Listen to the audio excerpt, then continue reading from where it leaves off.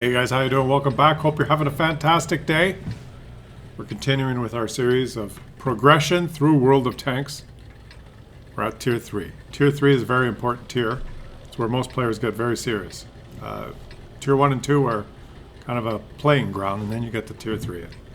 Players start to figure out what this game is really about. Start to learn about armor. Start to learn about penetration.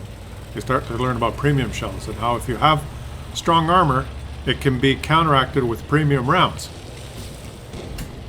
And they cost more credits, and you lose credits if you have premium rounds. If you're fired for premium rounds.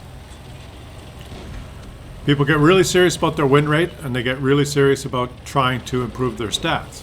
So Tier 3 is where players finally learn that this game is pay to win.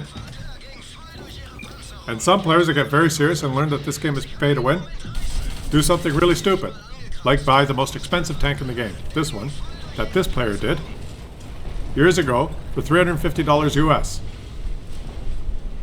He bought this tank that has powerful armor that no other tank in Tier 3 can penetrate. It also has very, very shitty regular rounds that can't really penetrate any other tank in Tier 3 unless he shoots premium rounds. So, little did he know, but this tank was pay to lose. Pay to lose credits, but pay to win games when he bought it for $350. I'm showing you a game where this strategy is working correctly when he's facing many, many tanks that have machine guns, which just do not have the penetration to penetrate this tank, which does have more armor, or equivalent armor, to a KV-1, which is a Tier 5 heavy tank. But it costs $350, so it has about the same amount of armor as a KV-1. So he can easily win the game by paying for this tank. And I'm showing you a game where this is the case. But unfortunately, he also learned something else at Tier 3. Tier 3 is when you also learn, despite everything I said, that wargaming is full of shit and just wants to steal your money. Which is exactly what they did with this player. Because after years went by, and he had fun like this every game that he played, they just simply made Tier 3 tanks better. So if you get into matchmaking that does not include a whole bunch of tanks that just have little machine guns that can't penetrate you, you easily just die. While you spam APCR at them and lose hundreds of thousands of credits. So, what have we covered so far? I pretty much summarized all of Tier 3. It's when you get serious with the game. It's when you start getting addicted to your stats. Start wanting to win all the time, so you decide, well, I'm going to start paying. And the ultimate in paying is buy a really powerful Tier 3 premium tank that I could win every game with. And I will do that for a couple of years until wargaming just changes the matchmaker and the power creep of the game makes my tank irrelevant. And throw in a little bit of being in Tier 4 games all the time. And this tank is very well balanced right now.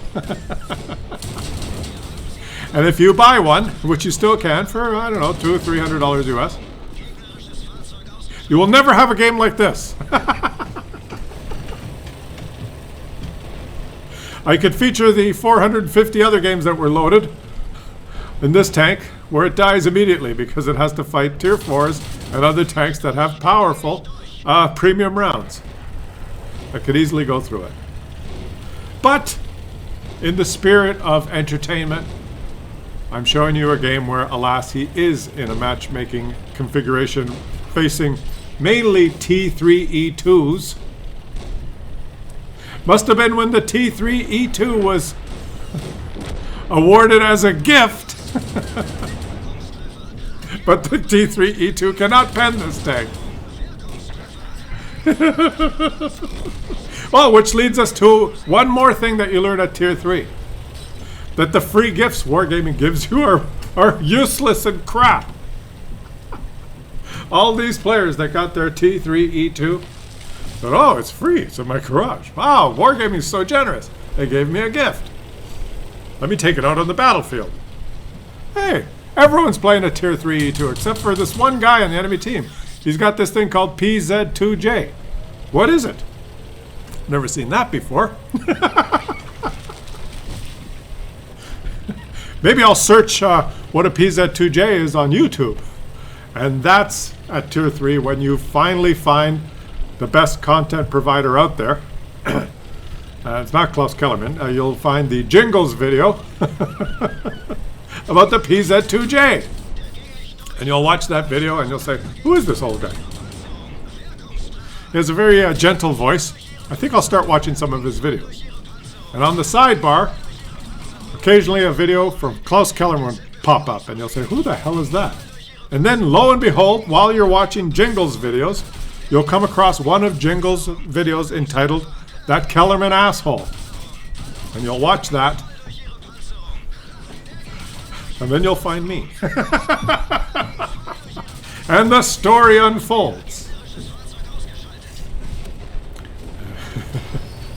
So here he goes. Here's our hero. He's still progressing.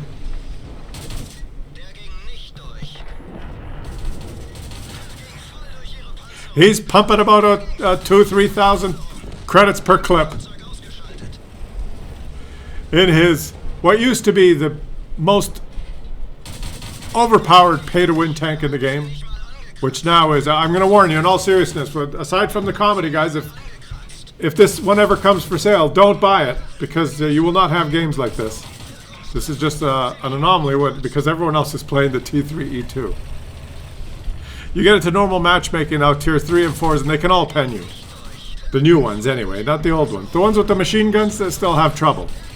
But almost all tanks can pen you now, so it's Wargaming gets the last laugh.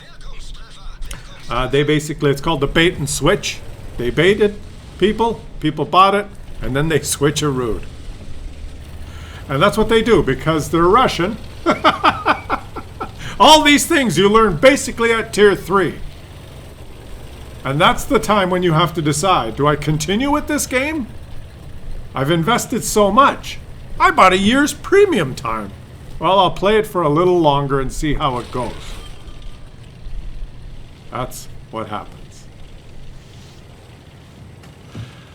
Having said that, those are the things you learn at Tier 3. Let's just see how this final encounter shapes up. Now, this Maha fighter in the T3E2 is a veteran player, and he knows that the Panzer IIJ is impenetrable for his tank. So he's going to try and hide to earn a draw instead of a defeat. Because he's worried about his stats. Little does he know that a draw is just as bad as a defeat. And he's been spotted. But the Panzer IIJ does not know. And there's nothing he can do. He can shoot him in the front, in the rear, in the side, in the turret, in the ass. It does not matter. Shoot him anywhere. Shoot me here, shoot me there. Shoot me anywhere. I don't care. And he cannot damage him. This tank has already blocked 3,275 HP. He's done more blocked damage than some Tier 10s. He's done more block damage than the whole French tech tree. Except for a couple of heavy tanks.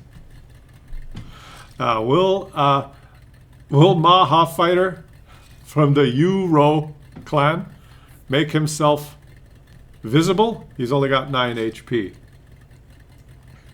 This guy's got 408 HP and he's winning by 400 HP. So the other guy's got 8 HP. Hey, if he makes himself visible, I would, because this guy will have to spend 3,000 or 4,000 credits to do 8 HP of damage. He's reached Tier 3 and he's very proud of himself. He aced this tank and he got cool-headed and he got steel wall at Tier 3. He did over 2,900 damage. He got 8 kills and he blocked 3,275 damage. He has to have a premium account so that he can not lose as many credits playing this tank. He only spent 116,750 credits on ammunition at Tier 3. Because he's seriously addicted to this game. He's just handed over hundreds of dollars to Wargaming, And he is locked in for a long time. He will eventually become a whale. He will keep handing over money to Wargaming for the rest of his World of Tanks career. Once you invest in a Tier 3 tank for $300, you're going to play the game for a while. Wargaming will be sure to send him many emails about upcoming specials. Some people go and approach the game slightly differently. They don't go for the pay to win. They don't go for the overpowered tanks. They go down the British lines. As this player is, Fantastic Bakasanovsky. How do you say that? Baskafanovsky. He's fantastic. And he's driving an M2 medium. Because he watched the Jingles video as well. And Jingles has a British accent. And he thought, well, maybe I'll try British tanks. And he's going to take his first shot in this tank that he's taken. And he's noticed that the trajectory of the shell looks weird. It does some loopy things. Boop. Look at him go. He's firing his gun. He's feeling happy. There's a Tier 3 player who is not so happy. He's disappeared, but he's back. Enemy armor is destroyed. That Tier 3 player has not learned, yet, that the bushes in this game provide concealment. To be fair, he's progressed to Tier 3. It only took him 2 days. He played 1 game at Tier 1 and 5 games at Tier 2. He's at Tier 3 now. And this is the first map he's got that has bushes in it. All his other games were on mines. Well, mines does have bushes, but not on the hill where you need them. Boop! This guy is making it work. He's playing that powerful British tank. And there's another player. What kind of a tank is that guy? And it doesn't matter. Okay, they've lost this flank. So the M2 medium has to turn its attention to the onslaught of enemies that's going to come around the corner. This guy has map awareness. Snap! And his commander didn't say anything. Why did his commander not say anything? Nobody knows. And this guy's waited for a few seconds. He's ready to surge forward again. He's behind the rock. His teammate has forgotten that he's there and he's surged forward. So as you can see, nobody at Tier 3 has any idea what they're doing. And he's moved forward. He's going, oh, I got hit once. I'm safe behind this rock. Let me see if I can move forward now. And the answer is no, you can't. Oh. And his teammate is getting in his way. But he has learned one. Okay, this guy's learned one thing. This guy's learned that if you put your little cursor like this on these little boxes, it tells you how much damage your shot's going to do. This one does 175 damage per shot. So he's quite happy with that large number. And that's the ammunition he's fired. Ammunition selection is something else you start to understand at Tier 3. Mainly that if you press number 2, you have a higher chance of penning. And that's what the Panzer II-J figured out. After he gave Wargaming $300 and he started playing the tank, and no one could hurt him, but he realized, well, I can't hurt anyone either. Wait, I paid $300 for this tank and I can't hurt anyone? Unless I spend 200,000 credits a game? On ammunition? Well, you gotta read the fine print, my friend. You gotta read the fine print. So it's right around Tier 3 where people start realizing that statistics make a big impact on this game, and they start searching out places where they can look for statistics. And other people are just really dumb and too scared to play. They should not be playing World of Tanks. They should be playing a little bit less stressful game.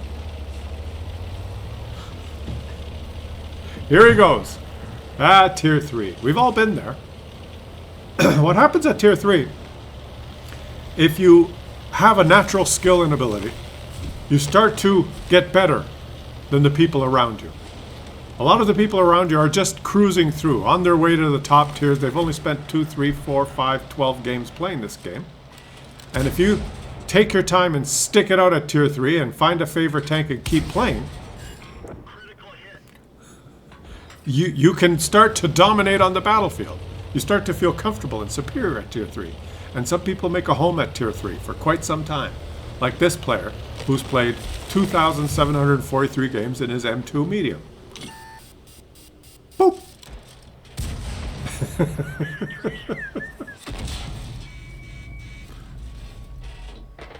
Boom!